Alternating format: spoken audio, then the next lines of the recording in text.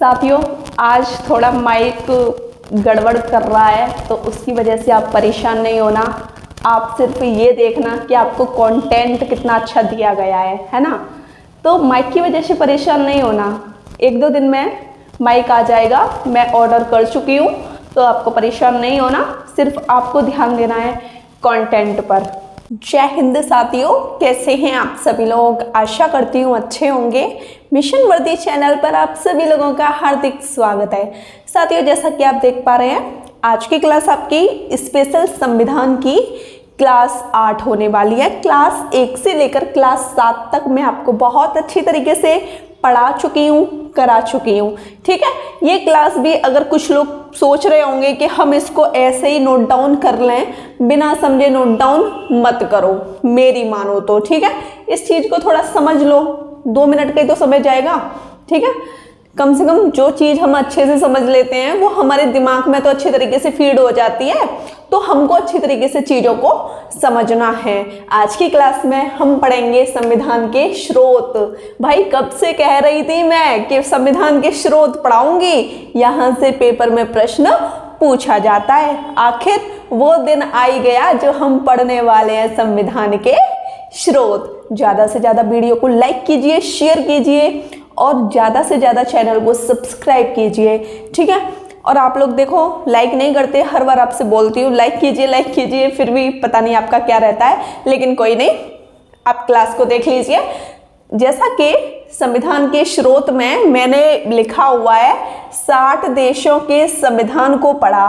पता है, ऐसा थोड़ी ना हुआ था कि संविधान रातों रात बन गया था। भाई, संविधान में कुछ स्रोत लिए गए थे, देशों से स्रोत लिए गए थे।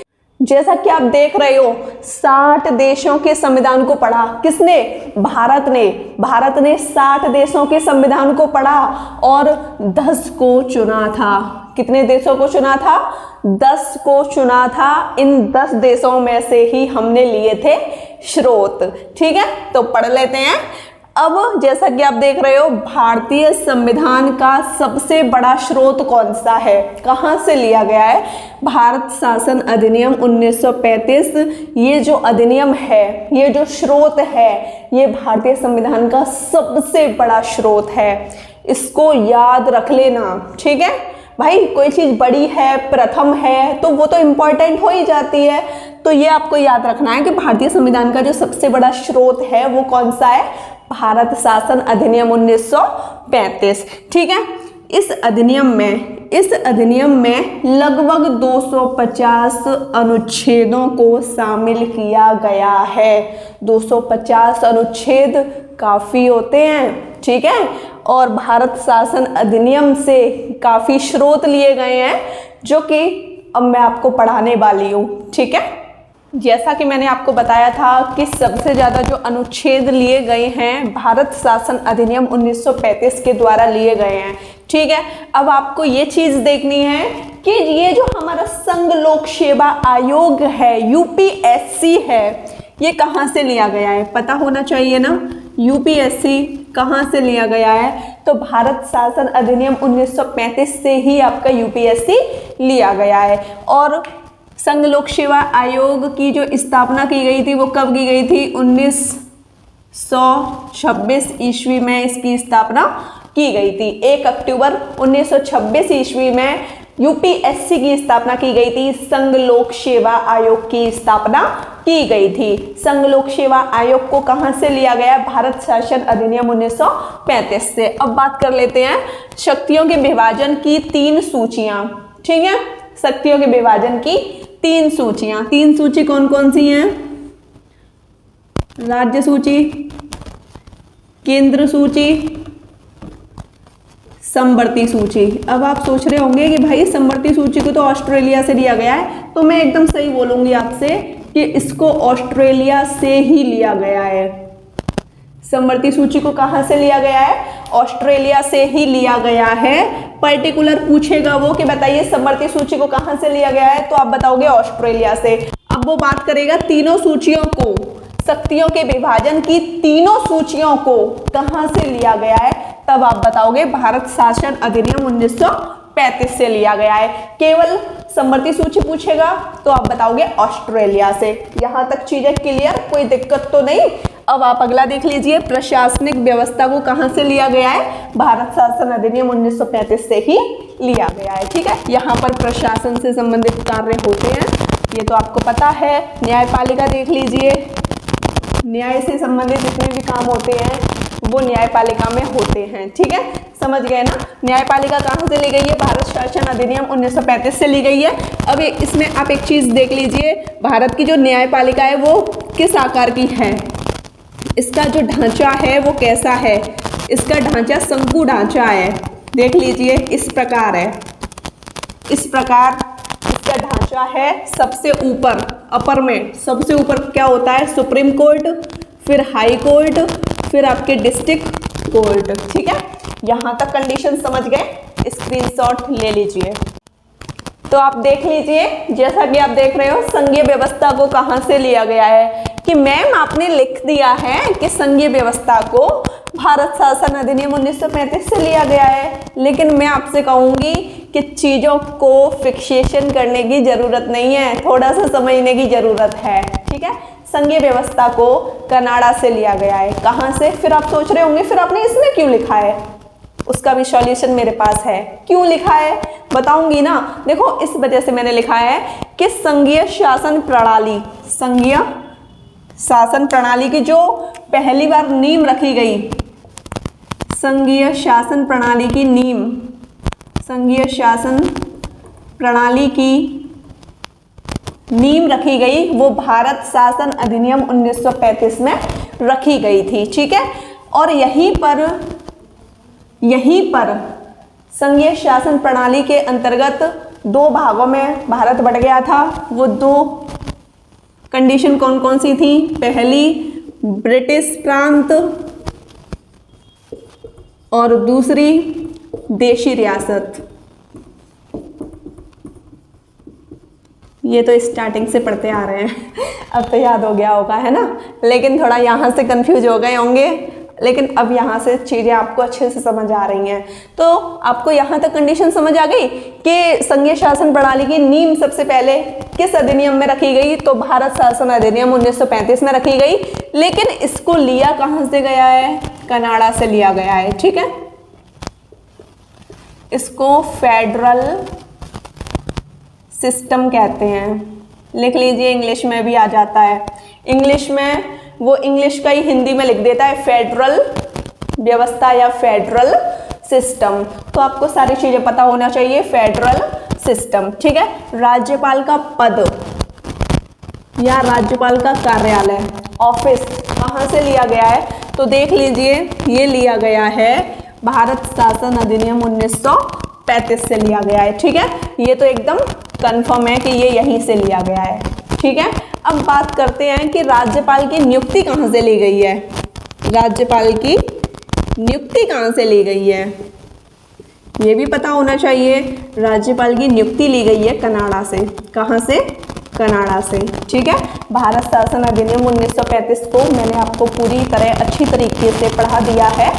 ठीक, अब हम पढ़ेंगे ब्रिटेन से हमने क्या क्या लिया है। जैसा कि मैंने आपसे बोला था कि अभी मैं आपको पढ़ाऊंगी कि ब्रिटेन के संविधान से क्या क्या लिया गया है। ठीक है, एकल नागरिकता, इसका मतलब क्या है? देखो, ब्रिटेन में एकल नागरिकता है, एक ही नागरिकता है।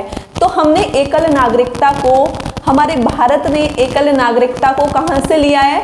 ब्रिटेन से लिया है। लेकिन एक और नागरिकता होती है जिसको हम बोलते हैं दोहरी नागरिकता। ठीक है, दोहरी नागरिकता, ये अमेरिका में है, यूएसए में है। पेपर में पूछा जाता है कि बताइए किस देश में दोहरी नागरिकता है, तो आप बता दोगे अमेरिका में है। ठीक है, अब दोहरी नागरिकता क्या होती है इसको समझना भी जरूरी है। जैसे कि यूएसए और न्यूयॉर्क,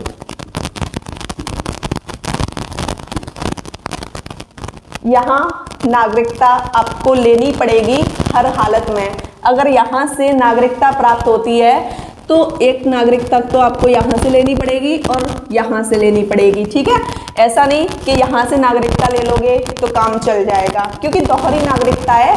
आपको यहाँ से भी नागरिकता पास करानी होगी और यहाँ से भी, ठीक है। लेकिन अपने भारत में क्या है, एकल नागरिकता है, भारत में एकल नागरिकता है। इसका मतलब ये है कि भाई अगर भारत में किसी इंसान का आधार कार्ड बना है,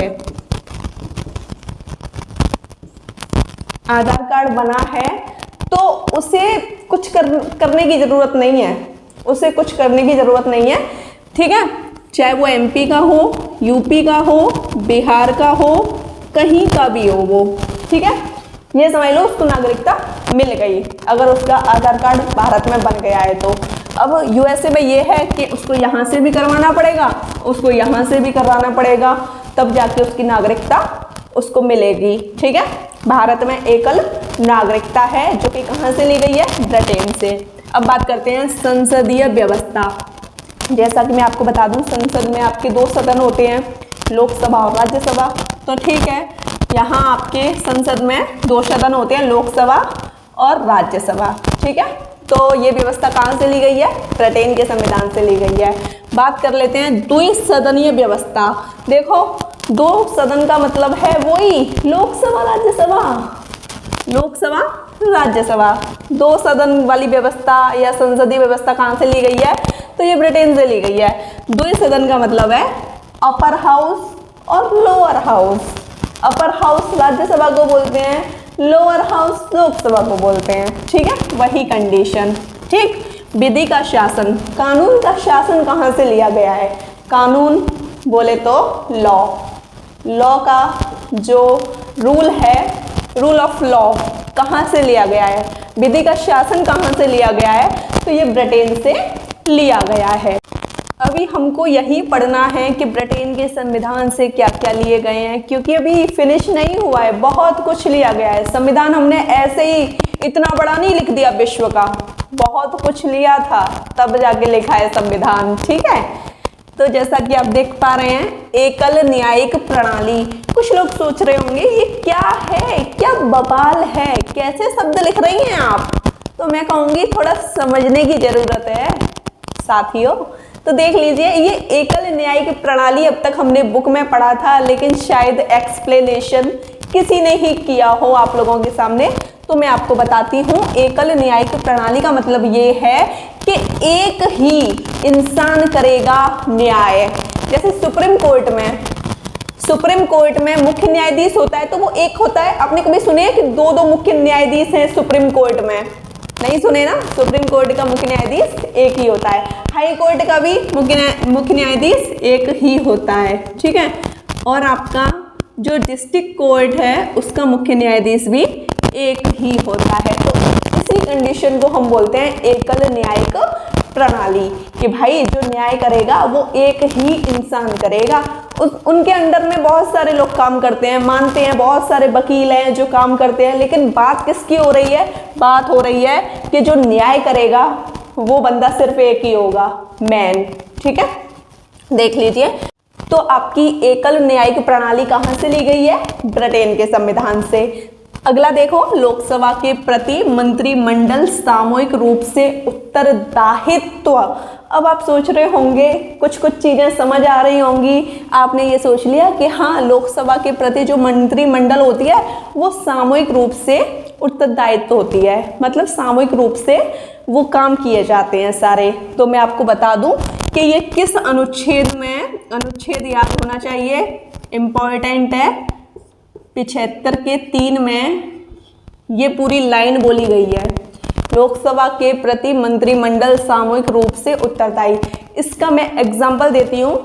जैसे अभिषेक हैं, ठीक है, अभिषेक हैं, तो अभिषेक लोकसभा के सदस्य हैं और उन्होंने कुछ उपद्रव वाला भाषण दे दिया, तो अब ऐसा नहीं होगा कि अभिषेक सिर्फ खुद ही मतलब हर चीज के जो गलत भाषण दिया है उसका वो खुद बोलें कि मैं ही इसका जिम्मेदार हूँ, ऐसा नहीं होगा। पूरी लोकसभा जिम्मेदार होगी।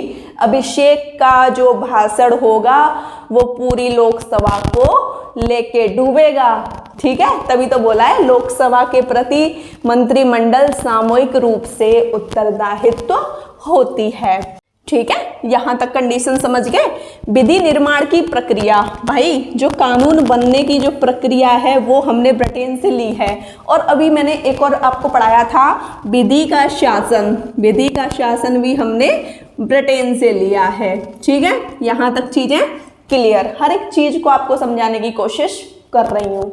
अभी आप देख लीजिए ब्रिटेन के संविधान से ये भी लिया गया है। ठीक है, तो परेशान नहीं होना कि हाँ चलो ब्रिटेन का संविधान से जो भी दीदी ने बताया अब तो शायद फिनिश हो गया होगा, लेकिन ये लास्ट है, समझने की कोशिश करना, क्योंकि जो चीज़ हम समझते हैं वो हमारे दिमाग में अच्छी तरीके से आ जाती हैं। अगर हम किसी भी चीज़ को समझने की कोशिश नहीं करते तो फिर वो हमारे दिमाग में अच्छे तरीके से नहीं आ पाती। ठीक है, तो देख लीजिए राष्ट्रपति की औपचारिक प्रधानता, इसका मतलब क्या है? इसका मतलब ये है, अब देखो ब्रिटेन में जो शासन करता है ना, वो कौन करता है? राजा महाराजा। हमारे यहाँ राष्ट्रपति होते हैं, उनके यहाँ राजा महाराजा।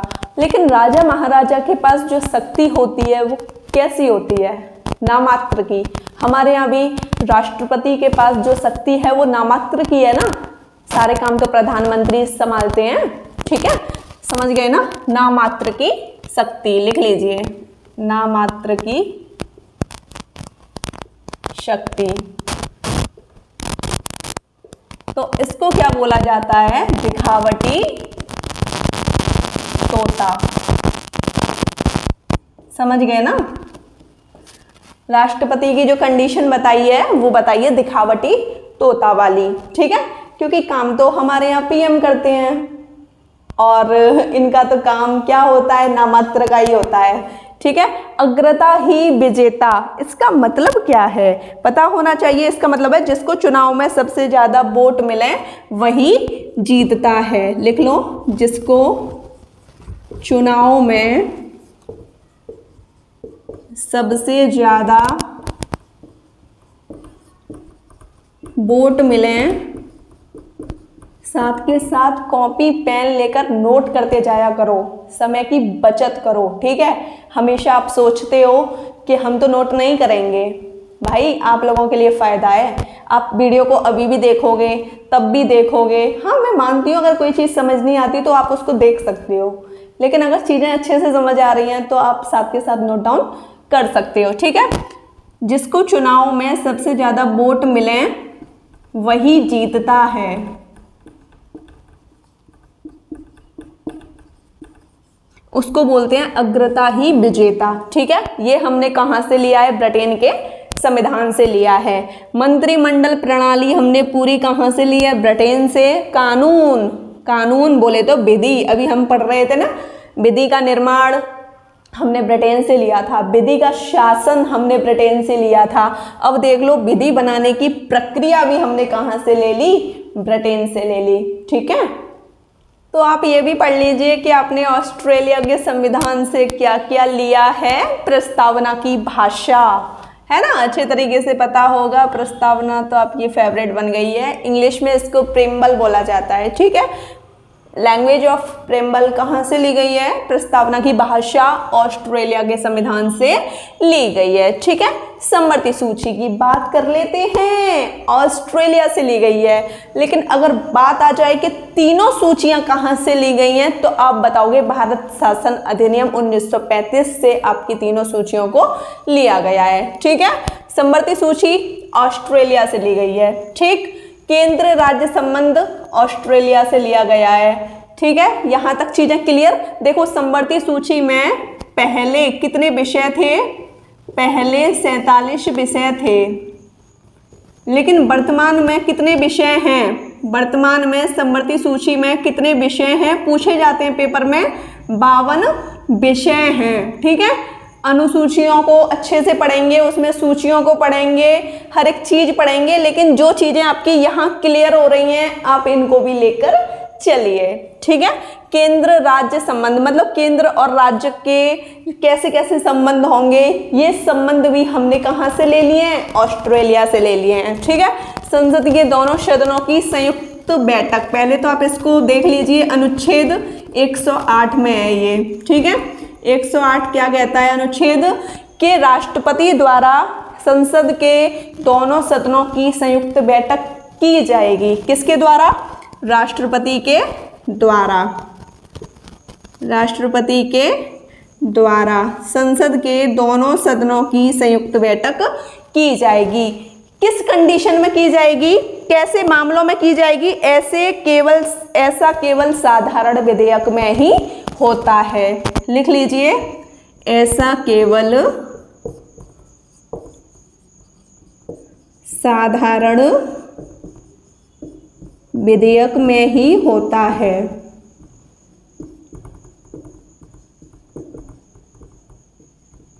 यहाँ तक चीजें क्लियर हो रही हैं? कोई दिक्कत तो नहीं? दोबारा से समझ लीजिए, संसद के दोनों सदनों की संयुक्त बैठक कौन कराते हैं? राष्ट्रपति।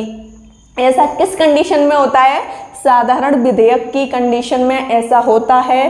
ठीक है, और ये जो संयुक्त बैठक है किस अनुच्छेद में? अनुच्छेद 108 में। समवर्ती सूची में पहले 47 विषय थे, वर्तमान में 52 विषय हैं। प्रस्तावना की भाषा ऑस्ट्रेलिया से ली गई है। ठीक, शक्तियों का विभाजन, जो शक्तियां हैं उनका विभाजन भी हमने कहाँ से ले लिया है?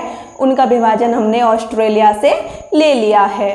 अब आप देख लीजिए कि आपने आयरलैंड के संविधान से क्या क्या लिया है।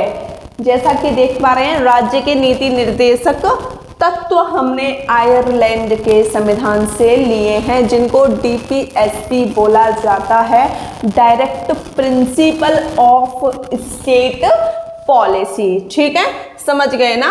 राज्य के नीति निर्देशक तत्व हमने आयरलैंड के संविधान से लिए हैं। ये किस भाग में?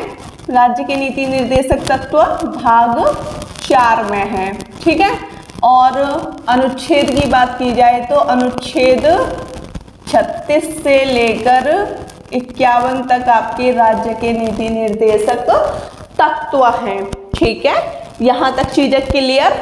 अब आप देख लीजिए, राज्यसभा में 12 सदस्यों का जो मनोचयन है वो कहाँ से लिया गया है? आयरलैंड के संविधान से लिया गया है।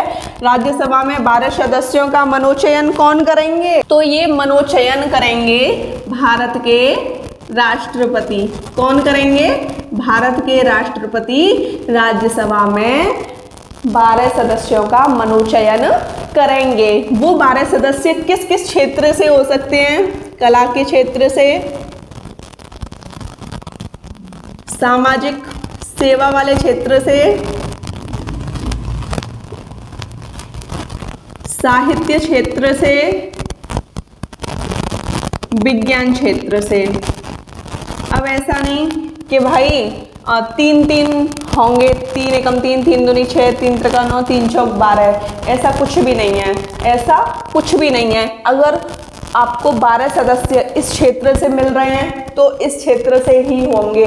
अब अगर आपको सब में से मिला के मिल रहे हैं तो सब में से होंगे। अगर केवल इस और इस क्षेत्र से मिल रहे हैं 12 सदस्य तो इनमें से ही होंगे। ठीक है, समझ गए ना? बस बता दिया गया है कि इन क्षेत्रों से होंगे। एक विवाद चला था सचिन तेंदुलकर को लेकर, जो कि क्रिकेटर हैं, बहुत अच्छे क्रिकेटर हैं। ठीक है, जिन्होंने देश भर में अपने भारत का नाम रोशन किया है। तो ये केस पहुंचा था सुप्रीम कोर्ट में। सुप्रीम कोर्ट में इस वजह से पहुंचा था कि सचिन तेंदुलकर को राज्यसभा में मनोनीत कर लिया गया था, और वो लोग कह रहे थे कि इन क्षेत्रों में से किसी भी क्षेत्र में सचिन तेंदुलकर है नहीं, तो आपने ऐसे कैसे मनोनीत कर लिया?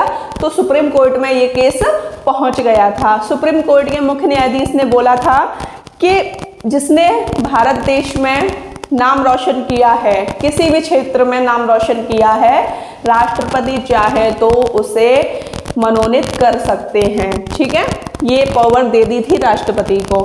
अब बात कर लेते हैं राष्ट्रपति का निर्वाचक मंडल और पद्धति कहाँ से ली गई है? तो ये आयरलैंड के संविधान से लिया गया है। देखो, राष्ट्रपति का निर्वाचक मंडल अनुच्छेद 54 में, और राष्ट्रपति की जो पद्धति है ये अनुच्छेद 55 में है। ठीक है, नोट डाउन कर लीजिए। अब हमको पढ़ना है कि हमने अमेरिका के संविधान से, USA के संविधान से क्या क्या लिया है। ठीक है, देख लीजिए, मूल अधिकार हमने अमेरिका के संविधान से लिए हैं, लेकिन एक पॉइंट लिख लीजिए, विश्व में मूल अधिकार सबसे पहले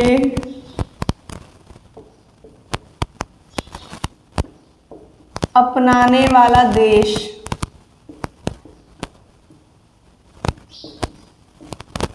तो ये है ब्रिटेन। इसने कब अपनाए थे मूल अधिकार? 1215 ईस्वी में। अमेरिका ने मूल अधिकारों को कब शामिल किया था अपने संविधान में? उसी प्रकार ब्रिटेन ने सबसे पहले मूल अधिकारों को अपने संविधान में कब शामिल किया था? 1215 ईस्वी में किया था। अमेरिका ने मूल अधिकारों को कब शामिल किया था? ये तो मैं लिखा चुकी हूँ ना भाई, लिखा चुकी हूँ। अमेरिका ने अपने संविधान की स्थापना कब की थी और उसको लागू कब किया था, मूल अधिकारों को कब जोड़ा गया था? तो अमेरिका ने मूल अधिकारों को 1791 ईस्वी में जोड़ा था। ठीक है, ये कंडीशन समझ गए। अब आप देख लीजिए उद्देश्य का प्रस्तावना, इंग्लिश में प्रिम्बल बोला जाता है इसको। देखो, उद्देशिका का विचार या प्रस्तावना का विचार किसने दिया था? ये तो आपको पता है, पंडित जवाहरलाल नेहरू ने ही तो प्रस्ताव पेश किया था, ये वाला। ठीक है, अब बात कर लेते हैं उद्देशिका का विचार या प्रस्तावना का विचार कहाँ से लिया गया है? अमेरिका से लिया गया है। ठीक है, यहाँ तक चीज़ें क्लियर हो गई। अब बात करेंगे हम कि भाई विचार तो हमने अमेरिका से ले लिया, बात की जाए प्रस्तावना या उद्देशिका की भाषा की। भाषा कहाँ से ली है हमने? तो भाषा ली है हमने ऑस्ट्रेलिया से। कहाँ से? ऑस्ट्रेलिया से। अब अगला देख लीजिए, राष्ट्रपति पर महाभियोग कौन से अनुच्छेद में लगता है? अनुच्छेद 61 में। कुछ अनुच्छेद तो आपको यहीं से याद हो जाएंगे। ठीक है, अच्छी बात है, याद हो जाएंगे, इम्पॉर्टेंट है ये। राष्ट्रपति पर महाभियोग किस कंडीशन में लगता है? देखो, अगर राष्ट्रपति अतिक्रमण करे, दुरुपयोग करे, आपको पता है भारत का सर्वोच्च माना गया है राष्ट्रपति को ही। राष्ट्रपति ऐसा नहीं है कि भाई ये उल्टे सीधे काम करते रहें और इन पर कोई आरोप ना लगाया जाए। अगर राष्ट्रपति दुरुपयोग करता है, अतिक्रमण करता है, तो संसद का कोई भी सदन लगा सकता है महाभियोग। ठीक है, इस कंडीशन को लिख लेना। स्वतंत्र न्यायपालिका हम लोगों ने अमेरिका के संविधान से ली है। अब आप देख लीजिए, अमेरिका के संविधान से न्यायिक पुनरावलोकन लिया गया है। ये होता क्या है? इसमें आप थोड़ा सा लिख लीजिए, सुप्रीम कोर्ट जब चाहे तब अपना डिसीजन या निर्णय बदल सकती है।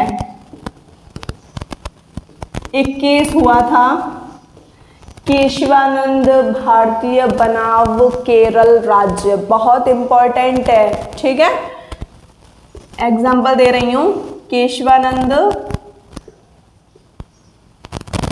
भारतीय बनाम केरल राज्य 1973। ये केस बहुत इम्पोर्टेंट माना जाता है, पेपर में भी पूछा जाता है। ये किससे संबंधित है? इस केस में बोला गया था प्रस्तावना संविधान का भाग है। इससे पहले कभी नहीं बोला गया कि प्रस्तावना संविधान का भाग है। इससे पहले तो हमेशा यही बोला गया है कि प्रस्तावना संविधान का भाग नहीं है, लेकिन इस केस में बोल दिया गया था कि प्रस्तावना संविधान का भाग है। जब ये केस हो गया तो उससे पहले क्या कंडीशन थी कि प्रस्तावना संविधान का भाग नहीं है, लेकिन सुप्रीम कोर्ट ने अपना निर्णय बदल दिया और सुप्रीम कोर्ट ने भी बोला कि हाँ, प्रस्तावना संविधान का भाग है। ठीक है, ये कंडीशन समझ गए। किस केस में बोला गया? केशवानंद भारतीय बनाम केरल राज्य 1973 वाले केस में बोला गया था। न्यायिक पुनरावलोकन को कहां से लिया गया है? अमेरिका के संविधान से लिया गया है। सुप्रीम कोर्ट जब चाहे अपना निर्णय बदल सकती है। ठीक है, अब आप देख लीजिए, लोक जनहित याचना बहुत इंपॉर्टेंट है। Public interest litigation, public interest litigation, PIL, कभी कभी इसकी फुल फॉर्म पूछ लेता है पेपर में, हिंदी में बता देना, लोक जनहित याचना। इसकी स्थापना कब हुई? 1980 ईस्वी में। इसकी स्थापना किसने की? PN भगवती ने। यहां तक चीजें क्लियर? ठीक है, लोक जनहित याचना को हमने कहां से लिया है? अमेरिका के संविधान से लिया है। अगला देखो, सुप्रीम कोर्ट और हाई कोर्ट के मुख्य न्यायाधीशों को पद से हटाना भी हमने अमेरिका के संविधान से ले लिया है। उपराष्ट्रपति का पद भी हमने अमेरिका के संविधान से लिया है। उपराष्ट्रपति का पद अनुच्छेद 63 में है। ठीक है, यहां तक चीजें क्लियर? अब आप देख लीजिए हमने कनाडा के संविधान से क्या क्या लिया है। ठीक है, जैसा कि भारत शासन अधिनियम 1935 में ही मैंने आपको बताया था कि संघीय शासन की जो नींव रखी गई थी वो भारत शासन अधिनियम 1935 में रखी गई थी। उस समय हमने दो प्रांतों में बांटा था भारत को, एक तो ब्रिटिश प्रांत और दूसरा आपका देशी रियासत। ठीक है, लेकिन बात आ जाती है कि संघीय शासन प्रणाली कहाँ से ली गई? तो कनाडा से ली गई। फेडरल व्यवस्था भी बोलते हैं, पेपर में कहीं कहीं मैंने इस चीज को लिखा देखा है, इस वजह से मैंने लिख दिया इंग्लिश में फेडरल सिस्टम। ठीक है, तो पता लग गया ना, कनाडा से लिया गया है ये। सशक्त केंद्र, सशक्त केंद्र में जो सर्वोच्च शक्ति होती है, सर्वोच्च शक्ति किसके पास होती है? केंद्र के पास होती है ना। राज्य के पास सबसे ज्यादा शक्तियां नहीं होती। बात की जाए सबसे ज्यादा केंद्र और राज्य में किसके पास शक्ति होती है, तो वो केंद्र के पास ही होती है। ठीक है, अवशिष्ट शक्तियों का सिद्धांत भी हम लोगों ने कहां से ले लिया? कनाडा से ले लिया। राज्यों में राज्यपाल की केंद्र द्वारा नियुक्ति कहां से ली है? ये हमने कनाडा से ली है। राज्यों में जो राज्यपाल की नियुक्ति होगी वो किसके द्वारा होगी? केंद्र के द्वारा होगी। इसको आप यहां से याद कर लीजिए, सशक्त केंद्र से। भाई सबसे ज्यादा शक्तियां किसको दी गई हैं? केंद्र को। राज्यों में भी सबसे ज्यादा, भाई जब शक्ति आपको केंद्र से दी गई है तो राज्यपाल की नियुक्ति भी कहां से की जाएगी? केंद्र से। जैसा कि आप देख पा रहे हैं, अब हम जापान के संविधान की ओर चलते हैं कि जापान के संविधान से हम लोगों ने क्या लिया है? विधि द्वारा स्थापित प्रक्रिया। अब आप कुछ चीज़ों में कंफ्यूज होंगे कि भाई हमने तो ये भी पढ़ा था कि विधि का शासन ब्रिटेन से लिया है, विधि का शासन, और मैंने आपको ये भी पढ़ाया है कि ये आप इसमें मत लेना। ठीक है, विधि का शासन और विधि बनाने की, विधि निर्माण की प्रक्रिया, ये दोनों कंडीशन कहाँ से ली हैं? ब्रिटेन से। तो यहाँ कंफ्यूज नहीं होना आपको, ये कंडीशन दोनों एकदम सही है। विधि द्वारा स्थापित करने की प्रक्रिया कहाँ से ली है हमने? तो ये जापान से ली है। ठीक है, यहाँ तक चीजें क्लियर। दक्षिण अफ्रीका के संविधान से हमने संविधान संशोधन को लिया है, बहुत इंपॉर्टेंट है, बहुत बार पेपर में पूछा गया है। संविधान संशोधन कहाँ से लिया गया है? दक्षिण अफ्रीका से लिया गया है। किस अनुच्छेद में आपका संविधान संशोधन है? अनुच्छेद 368 में। ठीक है, अब देखो राज्यसभा में राज्यों का निर्वाचन जो होगा वो किस आधार पर होगा? ये कहां से लिया गया है? दक्षिण अफ्रीका के संविधान से। लेकिन अभी हमने एक कंडीशन पढ़ी थी, राज्यसभा में 12 सदस्यों का मनोचयन 4 क्षेत्रों से होगा, कला, विज्ञान, साहित्य और सामाजिक सेवाएं। ये कहाँ से लिया गया था? ये लिया गया था आयरलैंड के संविधान से। तो आपको कंफ्यूज बिल्कुल भी नहीं होना। यहाँ पर राज्यसभा में राज्यों का निर्वाचन हो रहा है और यहाँ पर राज्यसभा में 12 सदस्य मनोनीत हो रहे हैं जो आयरलैंड के संविधान से लिए हैं, और राज्यसभा में राज्यों का निर्वाचन दक्षिण अफ्रीका से लिया है। ठीक है, रूस के संविधान से हमने क्या ले लिया? मूल कर्तव्य। ये भी काफी इंपॉर्टेंट है, मोस्ट इंपॉर्टेंट है ना। मूल कर्तव्य हमने कहाँ से लिए? रूस के संविधान से। ये भाग 4 के क में मूल कर्तव्य। सारे भाग पढ़ेंगे, सारे अनुच्छेद पढ़ेंगे, सारी अनुसूची पढ़ेंगे, तो परेशान आपको बिल्कुल भी नहीं होना। ठीक है, अब बात कर लेते हैं किस अनुच्छेद में? अनुच्छेद 51 के क में आपके मूल कर्तव्य हैं। ठीक है, दिख रहा है ना आपको? ठीक। प्रस्तावना में न्यायिक आदर्श वाली बात आ जाए तो ये हमने कहाँ से लिया? रूस से। पंचवर्षीय योजना 5 ईयर प्लान हमने कहाँ से लिया है? तो ये हमने रूस से लिया है। अब आप पढ़ लीजिए फ्रांस के संविधान से हम लोगों ने क्या क्या लिया है। अब ये गणतंत्रात्मक व्यवस्था क्या होती है, तो मैं आपको बता दूं, जहां पर जनता अप्रत्यक्ष रूप से चुनती है। क्या चुनती है? जैसे राष्ट्रपति को हम डायरेक्ट वोट नहीं दे सकते, हम पहले एमएलए और एमपीओं को जिताएंगे। एमएलए एमपी जो जीत जाते हैं, जिनको हम वोट वगैरह देते हैं, वही प्रत्यक्ष रूप से राष्ट्रपति को वोट देते हैं। तो इसको बोलते हैं गणतंत्रात्मक व्यवस्था, जहां पर जनता अप्रत्यक्ष रूप से अपना वोट देती है। ठीक है, अब देख लो प्रस्तावना में ये जो 3 शब्द हैं, स्वतंत्रता, समानता, बंधुत्व, ये तीनों शब्द कहाँ से लिए गए हैं बताइए? तो ये फ्रांस से लिए गए हैं। कहाँ से? फ्रांस से। स्वतंत्रता का मतलब है कि हम सभी स्वतंत्र हैं, हम सभी समान हैं और हम सभी भाई बंधु हैं। ठीक है। जर्मनी के संविधान से हमने लिया है आपात उपबंध को, मोस्ट इम्पॉर्टेंट। ठीक है, इतना समझ गए आप लोग? साथियों, आज की क्लास में मैंने आपको संविधान के स्रोत पूरे करा दिए हैं। कल की क्लास में हम पढ़ेंगे प्रस्तावना, और मुझे इतना पता है कि आपको बहुत अच्छी तरीके से समझ आ रहा है। वीडियो अच्छी लगी हो तो चैनल को सब्सक्राइब कीजिएगा, लाइक कीजिएगा, शेयर कीजिएगा। जय हिंद साथियों।